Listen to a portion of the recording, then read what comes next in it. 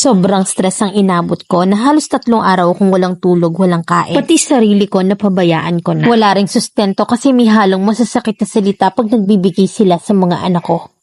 Year 2015 nung nakilala ko siya through clan, batang 90s. Sa text siya ng ligaw at sinagot ko siya ng personal. September nung taong yon, walang jowa-jowang nangyari, rekta live-in agad. Tumira kami sa kanila at year 2016 nalaman kong buntis ako. Pero habang buntis ako, nakikita ko na yung ugali niya pati ang pamilya niya. Unang-una na doon ang tatay niya na medyo malagkit palagi ang tingin sa akin. Hindi ko alam kung dahil sa suot ko or what. Ang palagi kong pambahay ay sando or short dahil napakainit sa pakiramdam pagbuntis. Sinabi ko yun sa partner ko at ang sabi niya wag na daw ako magsuot ng ganon, na mag-duster na lang daw ako. Dahil ang tanga-tanga ko that time ay sinunod ko yon. Same year 2016 September ay nanganak ako pero December that year nangyari ang unang pananakit niya sa akin. Pasko noon at nasa inuman siya. Pinauwi ko siya noon dahil gusto ko pagtunog ng kampana ng simbahan. Hudyat ng Kapaskuhan ay gusto ko kompleto kami kasi unang Pasko yon ng anak ko. Pero ang nangyari habang tumutunog ang kampana ng simbahan pinagsisisipa niya ako. Na ang malala pa doon ay hawak ko yung bata at CS mom pa ako. Na halos 3 months palang galing ang opera. Katwiran niya nun binastos ko raw siya sa inuman. Na which is hindi naman totoo kasi maayos ko naman siyang pinauwi at pinagpaalam ko pa sa mga tropa niya. Sabi ko pa nga na pababalikin ko siya sa mga bandang 1 AM. Unang pananakit niya yon sa akin. Until nagsunod-sunod na pero tiniis ko yun for the sake of complete family. Year 2020 nanganak ako sa second baby ko. And that same year ay namatay ang papa niya. Walang gustong mag-asikaso ng mga papel kaya ako na yung nagpresenta at nilakad ko yun lahat mula sa punerarya, sementeryo, barangay, DSWD para makahingi ng tulong. At ang baby ko nangangayayat that time kasi breastfeed ako. Tapos bigla ko siyang binote. Ang laki ng binagsak ng katawan niya. Pero di ko yun pinansin kasi sabi ko babalik din yan pag nafokusan ko na siya ulit. Nung last lamay ng papa niya, ako yung nagbantay at nagluto ng pagkain na dadalhin sa sementeryo at ipapakain sa makikipaglibing. Ginising ko sila kasi sabi ko iidlip lang ako. At sila na yung maglagay sa styro box ng pagkain. Nainis ang kalivin ko nung ginising ko sila sabay sabi sa akin na napakawala mo namang kwenta, yan na lang yung maitutulong mo, hindi mo pa magawa. Sa sobrang inis ko sa kanya ay talagang binagsak ko yung styro na hawak ko sabay sambet na. Wala naman pala akong naitutulong. Di kayo na dyan at matutulog na lang ako. At nung nakuha ko na yung mga bigay ng DSWD at barangay, na yun ay para sa patay pinanggastos lang nila sa mga luho nila. Ako yung medyo nahiya sa part na yan pero ito na nga ang pinakasinukuan ko sa lahat. Yung pananakit at pagmumura niya sa akin at pagtawag sa akin ng pokpok at malandi. At isa pa ay ang pambababae niya. Year 2021 nalaman ko ang lahat na magka-chat pala sila ng ex niya. May work siya nun sa Laguna at nagtataka ako sa tuwing humihiram ako ng cellphone niya. Walang messenger at ML. Na which is nakakapagtaka kasi naglalaro yun ng ML so pinabayaan ko lang. Pero malakas talaga ang kutob ng isang babae. Na kaya pala nag-aalis ng bahay, laging nagmamadali at panipabango ay hindi naman niya ginagawa yun dati. Tapos sa tropa lang naman siya pupunta. Isang gabi nahawak ko yung cellphone niya, napansin ko na may second space yung cellphone niya. Tapos iba yung password. Nagtry ako ng ibang password hanggang sa nahulaan ko na birthday niya pala. At boom, dun ko nakitang lahat ang ebidensya sa trash bin. Lahat ng usapan nilang mag-ex na naka-SS at na-delete na rin. Dun ko rin nalaman na nagkikita pa sila sa inuman ng tropa nila. Na ang kaharapan niya sa inuman ay ang bayaw at kumpare naming konsintidor. Inaway ko siya nun kahit na 10 oras na ng gabi. Hanggang sa may isa pa akong nalaman na magka-chat pala yung biyanan kong hilaw at ang babae na yon. At mama na rin ang tawag nung babae na yon sa biyanan ko. Na lahat pala sila ay may alam sa nangyayari at ako lang pala yung walang alam. Na para nila akong sinaksak ng patalikod. That time dun ko nasabi na hindi po pwede yung ganito. Nag-work ako at nakipaghiwalay ako agad sa kanya. Sobrang stress ang inabot ko na halos umabot ng 3 araw na walang tulog, walang kain. Napabayaan ko talaga ang sarili ko ng mga oras na yon. Ngayon ay hiwalay na kami at nasa akin naman ang mga anak ko. Walang sustento kasi may halong masasakit na salita nila pag nagbibigay sila sa mga anak ko. Na ngayon ay hindi ko na rin alam kung nasaan na yung ama ng mga anak ko. Na ang huling balita ko sa kanya nagkasakit siya ng depression at may kinakasama na ulit siya. So nalaman ko na sitwasyon niya ngayon, isa lang yung nasabi ko. You deserve it, taste your own medicine. Maraming salamat Mami Len sa pagbasa ng aking kwento. Letter sender, Danica.